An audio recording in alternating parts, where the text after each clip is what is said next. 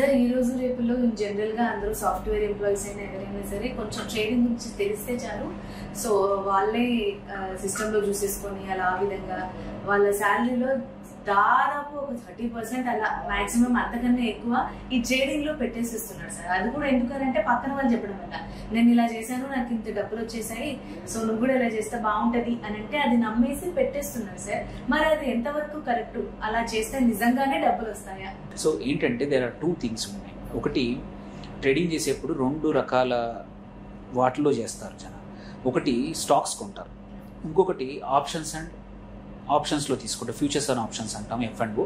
ఆ సెగ్మెంట్లో ట్రేడ్ చేస్తూ ఉంటారు. యూజువల్లీ F&Oలో చేసేవి ఎక్కువగా డబ్బులు పొడగొట్టుకోవడం ఎక్కువ జరుగుతుంది. అక్కడ జీరో సమ్ గేమ్ అంటాం. వస్తే డబ్బులు వస్తాయి, పోతే మొత్తం పోతాయి. వెరీ రేర్లీ నువ్వు పెట్టిన డబ్బులు కూడా రావడానికి తక్కువ అవకాశాలు. ఎందుకంటే అక్కడ అదొక గ్యాంబ్లింగ్ కాదు, బట్ ఇట్స్ ప్రోడక్టే అట్లా ఉంటుంది. ఏంటంటే ఫ్యూచర్స్ అండ్ ఆప్షన్స్లో నువ్వు ఆ ప్రైస్ పెరుగుతుందని ఒక ప్రీమియం పెడతావు, లేదంటే ప్రైస్ తగ్గుతుందని ఒక కొంటావు, ఆప్షన్ కొంటావు. సో నీ ఆప్షన్ బట్టి ఆ అండర్లైన్ స్టాక్ ఏదవుతుందో, ఆ ఇండెక్స్ ఏదైతుందో పెరిగితే పర్లేదు, లేదంటే మొత్తం డబ్బులు పోవచ్చు.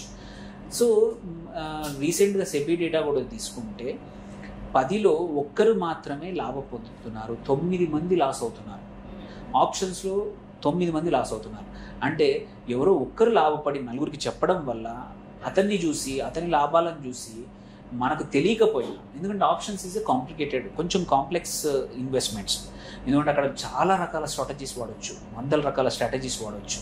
అండ్ నీకు ఏది అన్ని కుదిరితే తప్ప, ఎందుకంటే ప్రైజింగ్ మారవచ్చు, మార్కెట్ బాగాలేకపోవచ్చు, అండ్ ఎక్స్పైరీ బట్టి కావచ్చు, నువ్వు కొన్న ఆప్షన్ బట్టి కావచ్చు, అండ్ కాంబినేషన్ ఆఫ్ వాటి బట్టి కూడా it's a very complex thing. చాలామంది తెలియక అందులో ఫ్రెండ్స్ చెప్పారు ఇది కొనేసే, అది కొనేసి అని చెప్పాక ఒక యాప్ ద్వారా, వెబ్సైట్ ద్వారా, లేదంటే మన టెలిగ్రామ్ ద్వారా, వాట్సాప్ ద్వారా వచ్చిన టిప్పుని తీసుకొని ధైర్యంగా కొనేస్తూ ఉంటారు.